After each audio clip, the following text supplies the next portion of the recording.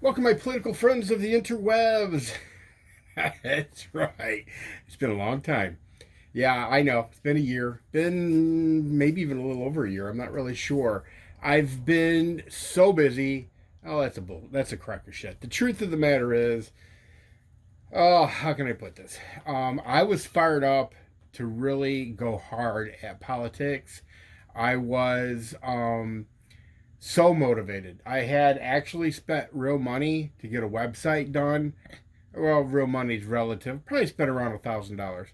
Um, and I was gonna hit it hard, but in all honesty, here two things prevented all of that from happening. One is my blood pressure.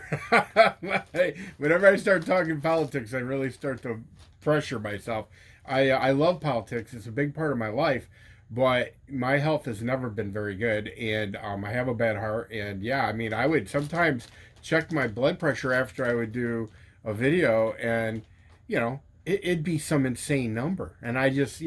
So having said that, it's whether I'm making a video or not. Every day I'm into the whole political thing, and my blood pressure is going up, so I might as well make a video, right? So the other thing, after spending right around $1,000 to get a website going and all that stuff, YouTube was literally putting the kibosh to conservative voices. I mean, it's real. You'd be shocked to know how many videos of mine have been demonetized. How many? I'm talking political videos. Um, Demonetized. I mean, I'm lucky to even still have monetization on this channel. My largest channel, the Mad Bad Voodoo channel, the one was spelled with two O's, they yanked the monetization on that and basically told me if I took down the offending content that they would reinstate it. Well, considering what they were taking down, the only thing that I could think of because they never really explained what they meant by offending content, was they wanted me to take down the gun material. Apparently guns, and then you throw girls in bikinis. See, that's the other thing. I've always said this about that channel, and that is their whole narrative about AR-15s and AK-47s and large bore handguns and all that stuff. It was always skewed. I don't know how many of you remember Joe Biden telling everybody, that they should just get a shotgun because the AR-15 is just way too hard for, especially a female, to handle. And then I would have, and you would see political hacks in the media acting like shooting the AR-15 was like the most brutal thing ever, like akin to being in a car accident. And then I would have young, attractive females, shooting these guns. Now, yeah, a lot of them were in bikinis, but last time I checked in America, bikinis were cool. None of them were nude. So yeah, I kind of shot holes in their narrative that AR-15s were these complicated battlefield weapons, blah blah blah. It was just funny. I remember that. I don't remember if it was the New York Times or who it was, but that reporter that did this whole thing on how he shot the AR-15 and it was just such a brutal experience. And then I've got somebody like Daria Diabolik that weighs probably not even 100 pounds, dripping wet, and she's digging it and loving it and smiling from ear to ear. She's just doing mag dumps with the AR-15. So anyway, is that the offending material? The I mean, who knows? But I will tell you this: I've not taken one video down. I don't care if it's monetized over at the Mad Bad Voodoo channel. I really don't. I'm not going to kowtow. Although I will say this: for lots of reasons, I am kind of segueing that channel over to becoming more of an artsy channel. I'll still do photography and I'll still do model photography and all of that stuff, but I'll probably do really a lot less guns, unless it's somebody modeling guns. So anyway, back to the politics thing. It was really difficult because I mean, it was like you put so much effort into something only to be backdoored by YouTube. It was disheartening to say the least.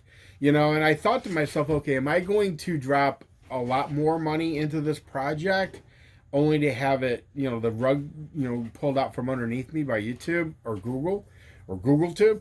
It just became really a burden of frustration. And I just stepped away from it and did other things. In the last year, I've been doing a lot of art. And I know that seems kind of bizarre. But I'm a very, eclectic fellow. Yeah. But I'm going to talk a little bit about politics, right? Yeah, because it's funny. Even though I hadn't done a political video in a year, I got so many messages on my Facebook and my Instagram. It was all about, "Hey, Colonel, when are you going to do another a political video?" And I'm like, "What are you talking about? I haven't done one in a year." It's like when the old Krista Blade, people like 3 or 4 years after she had made her last video, people were like, "When's Krista coming back?" I'm like, "Dude, it's been 3 or 4 years. What are you talking about? She's obviously not coming back."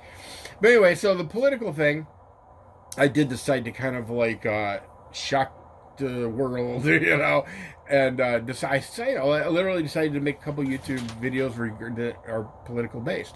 So here we go. I should probably check my blood pressure right now. But here we go. I just watched the last Democrat debate, the one that had Mayor Bloomberg on there, the former mayor of there. By the way, if you hear a bunch of noise, I've got cats, and they're running around having a big time today. And I think them seeing me talking to to them, they don't know what's a phone, but I think they're kind of excited that I'm talking. They must think I'm talking to them, but I am not. I'm talking to you all. Anyway, so I thought that debate was very telling, very interesting. But I have a spin on it. I don't think a lot of you will probably go along with, but I'm going to shoot it anyway. So Elizabeth Warren, Pocahontas literally scalped him. She was on the war path. She scalped Bloomberg with a quickness, and the look of absolute shock on his face, he was just bewildered by the whole thing. It was a shock and awe moment. Because he just didn't know how to get out of this. So apparently he has a lot of females that he's been, I guess, inappropriate with. I don't know if he's raped them.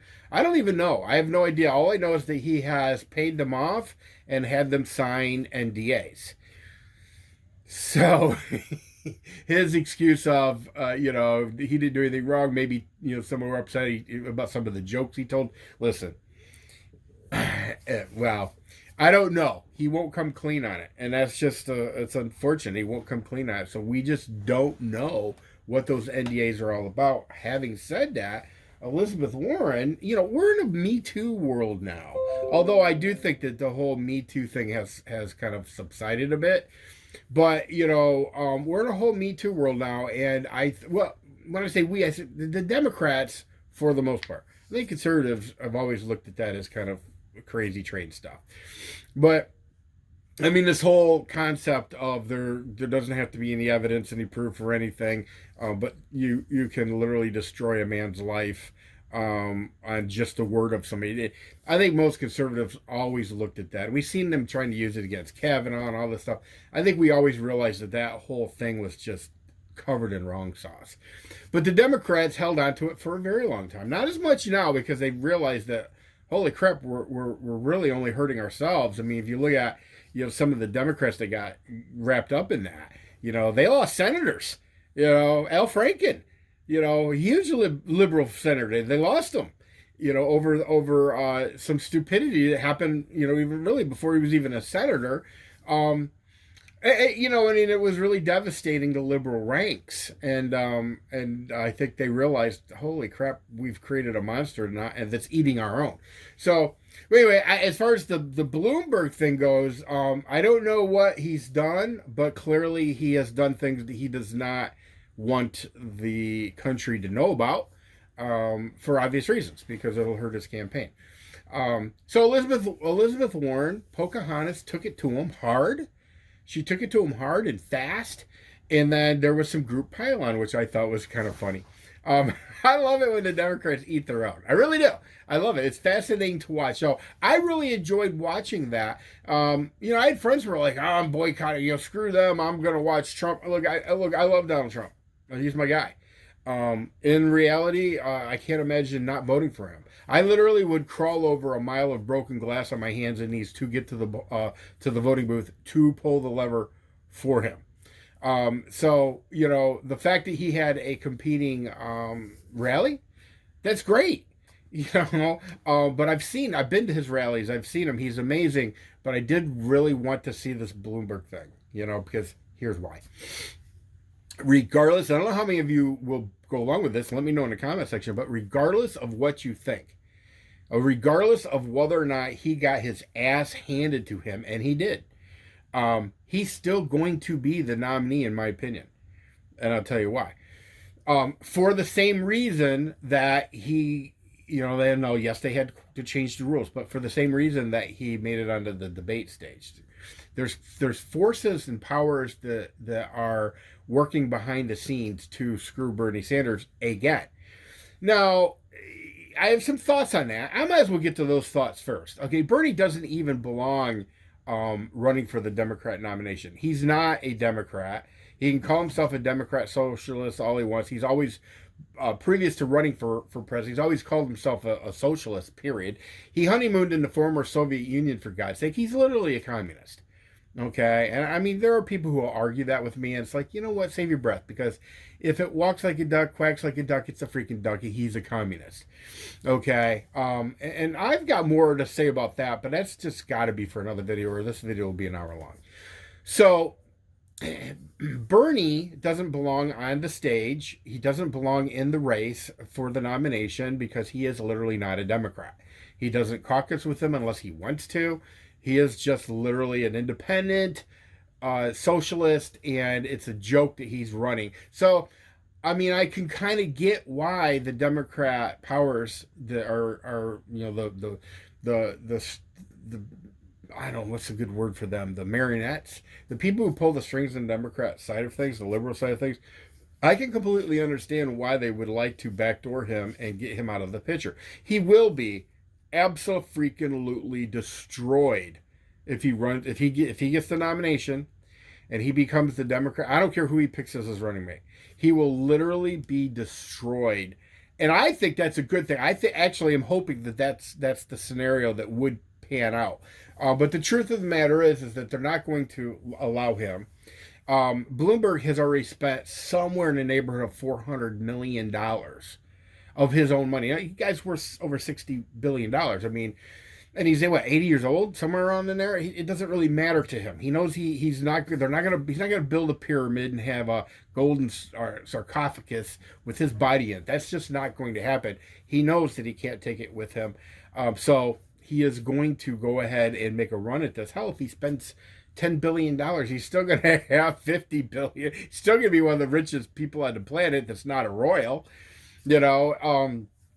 So, I mean, he's going to spend that money. Now, here's the thing. I do want to qualify what I'm saying by this. Let's see how Super Tuesday pans out. But I will tell you that very few people watch the debates. Yes, that was one of the more watched debates, mainly because they wanted to see the fireworks with Bloomberg. But the truth of the matter is that money talks and bullshit walks. That's always been the case in everything in life, especially politics. So Bloomberg will continue to spend money. He will get his message out to people who didn't watch the debates. And maybe they heard that Elizabeth Warren had Adam, whatever. I mean, but they didn't watch the debates. And a lot of them don't even watch the news, but they do watch television, and they do listen to radio, and they do surf the internet. And when you spend $400 million on ads so far, okay, and look, he ain't even close to being done. When you spend that kind of money, you're going to be getting into people's psyches. Advertising works. It's the reason why they do it. Okay, now Trump, well, I won't go there, but I will tell you this. Nobody that was on that debate stage, nobody that is running for the nomination, Democrat nomination, has a prayer of winning that nomination if all things are even, because they cannot spend what Bloomberg's spending. None of them, all of them combined cannot. And there's not enough viewership of the debates to make a real impact. I mean, nobody tunes into that crap, let's be honest. So anyway, I believe in my heart that we will have a Bloomberg presidential candidate. Now, I will say that there could be some interesting things that happen if there ends up being a brokered convention. I still think they take Bloomberg, maybe maybe Hillary Clinton. And look, I'm going to do a whole video on brokered convention because I've got a million different theories of how that whole thing can play out. But anyway, listen, guys, share this video, like this video. Sorry I've been gone for a year. I mean, I promise you I will make another video fairly soon. It won't be another year before you hear from me again. For those of you who are watching this, thank you so much for sticking around and putting up with my nonsense. Putting up with me being gone for a year. Yeah. A big shout out to John Clofo, who is one of the more amazing people out there, conservative-minded person. So many things have happened in the last year. My buddy Jeff passed away. Anyway, we won't go through all that. I will talk to y'all later. See ya!